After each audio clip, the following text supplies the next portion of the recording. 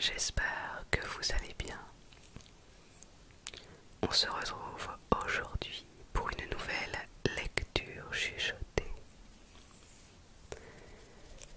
Donc, pour ce soir, j'ai décidé de vous lire une nouvelle de Edgar Allan Poe. C'est une nouvelle qui m'a été demandée. Ça s'appelle Silence, silence, silence. Et pour accompagner cette lecture,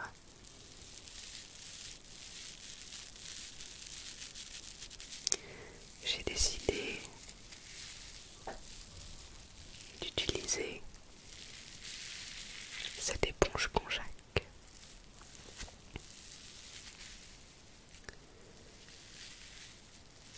Donc ce texte, silence, silence, silence, silence.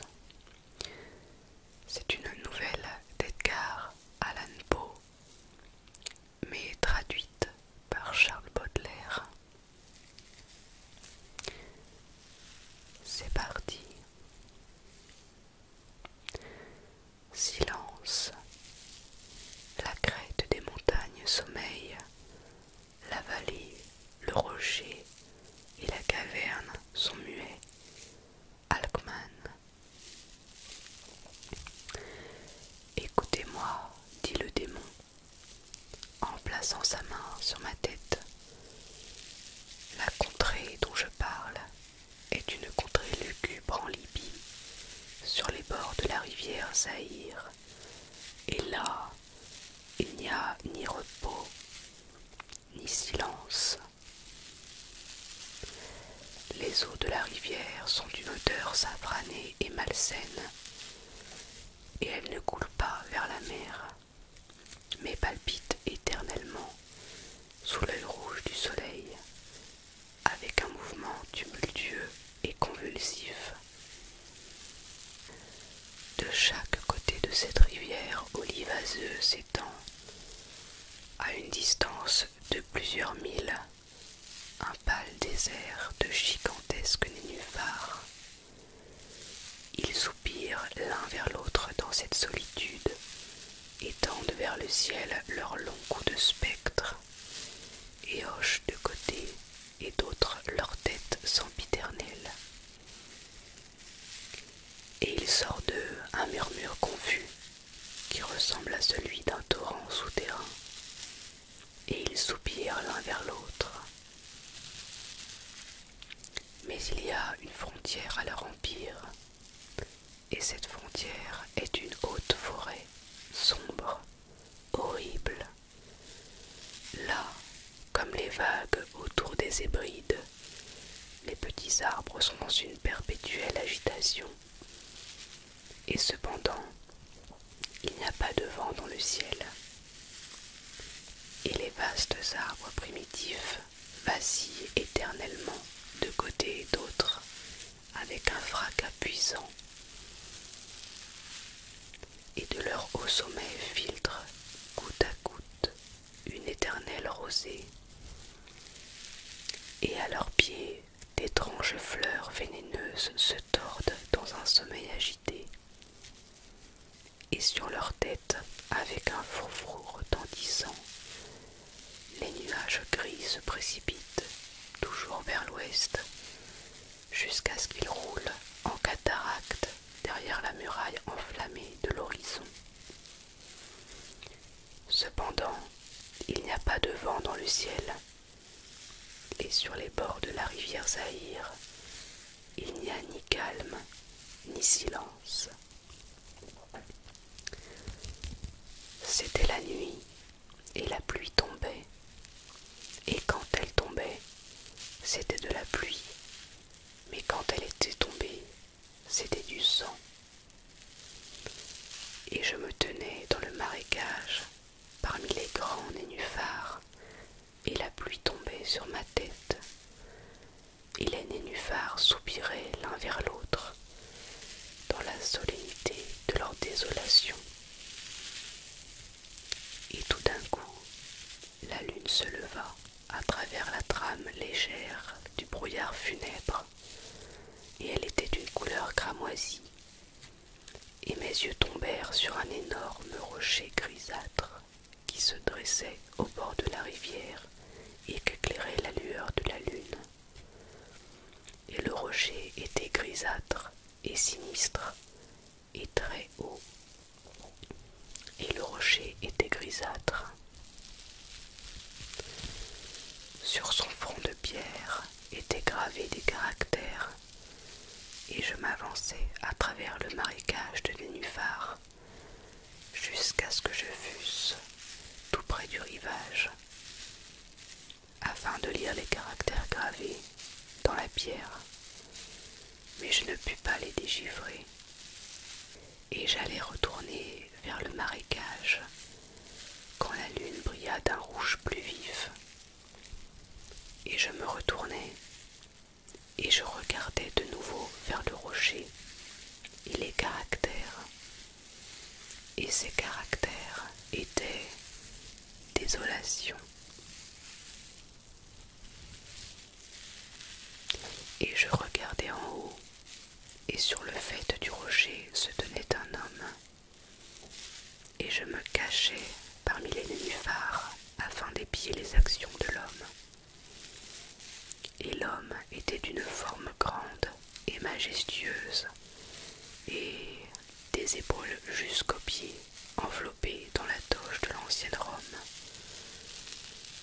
Et le contour de sa personne était indistinct, mais ses traits étaient les traits d'une divinité, car malgré le manteau de la nuit et du brouillard et de la lune et de la rosée rayonnaient les traits de sa face, et son front était haut et pensif, et son œil était effaré par le souci, et dans les sillons de sa joue je lus les légendes du chagrin, de la fatigue, du dégoût de l'humanité et d'une grande aspiration vers la solitude. Et l'homme s'assit sur le rocher et appuya sa tête sur sa main et promena son regard sur la désolation. Il regarda les arbrisseaux, toujours inquiets, et les grands arbres primitifs. Il regarda plus haut, le ciel plein de frôlements, et la lune cramoisie. Et j'étais blotti à l'abri des nénuphars, et j'observais les actions de l'homme. Et l'homme tremblait dans la solitude. Cependant, la nuit avançait, et il restait assis sur le rocher. Et l'homme détourna son regard du ciel et le dirigea sur la lugubre rivière Zaïre, et sur les eaux jaunes et lugubres, et sur les pâles légions de nénuphars. Et l'homme écoutait les soupirs des nénuphars et le murmure qui sortait d'eux. Et j'étais blotti dans ma cachette, et j'épiais les actions de l'homme, et l'homme tremblait dans la solitude. Cependant, la nuit avançait, et il restait assis sur le rocher. Alors je m'enfonçai dans les profondeurs lointaines du marécage, et je marchais sur la forêt pliante de nénuphars, et j'appelais les hippopotames qui habitaient les profondeurs du marécage. Et les hippopotames entendirent mon appel et vinrent avec les béhémoths jusqu'au pied du rocher, et rugirent hautement et effroyablement sous la lune. J'étais toujours blotti dans ma cachette, et je surveillais les actions de l'homme, et l'homme tremblait dans la solitude. Cependant, la nuit avançait, et il restait assis sur le rocher. je maudis les éléments de la malédiction du tumulte, et une effrayante tempête s'amassa dans le ciel, où naguère il n'y avait pas un souffle, et le ciel devient livide de la violence de la tempête, et la pluie battait la tête de l'homme, et les flots de la rivière débordaient, et la rivière torturée jaillissait en écume, et les nénuphars criaient dans leurs lits, et la forêt s'émiettait au vent, et le tonnerre roulait, et l'éclair tombait, et le roc vacillait sur ses fondements, et j'étais toujours blotti dans ma cachette pour épier les actions de l'homme, et l'homme tremblait dans la solitude. Cependant, la nuit avançait, et il restait assis sur le rocher.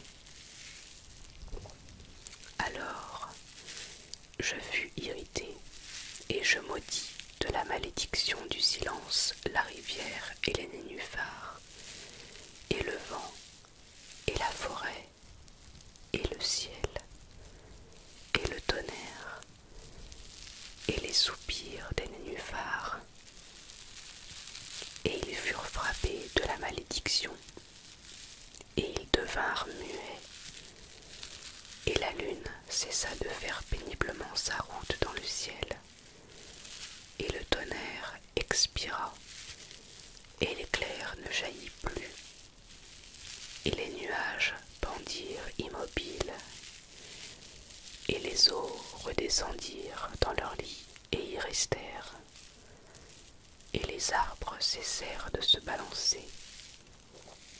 Les nénuphars ne soupirèrent plus, et il ne s'éleva plus de leur foule le moindre murmure, ni l'ombre d'un son dans tout le vaste désert sans limite.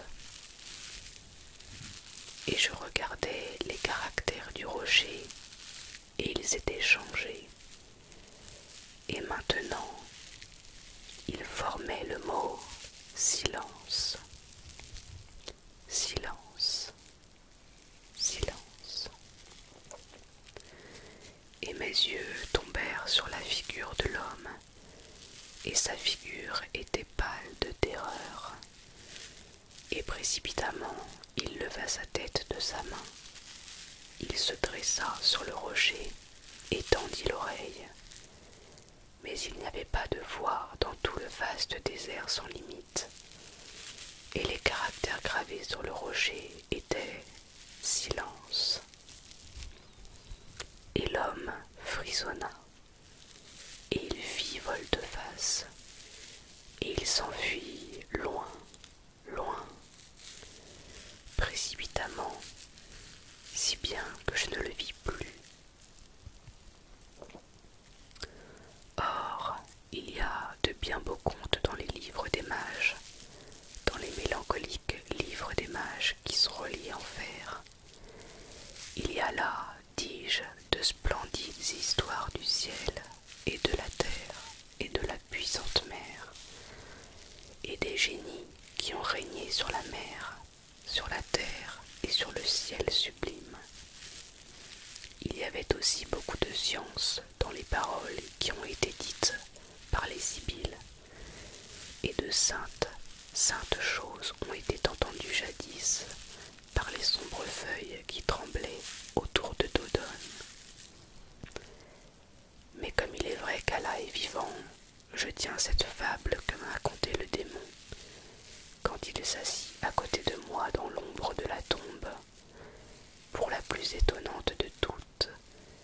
Et quand le démon eut fini son histoire, il se renversa dans la profondeur de la tombe et se mit à rire. Et je ne pus pas rire avec le démon, et il me maudit parce que je ne pouvais pas rire.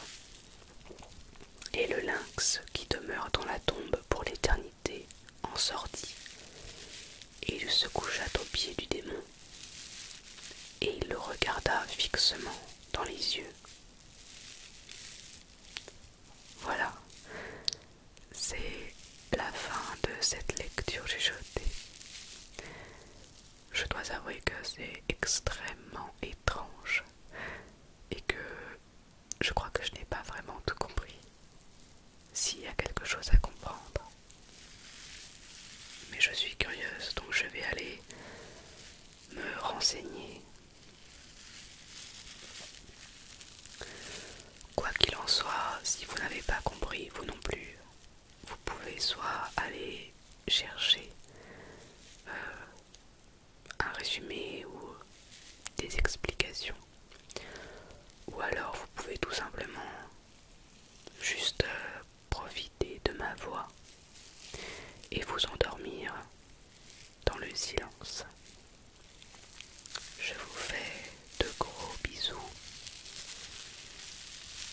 et je vous dis à très bientôt pour une prochaine.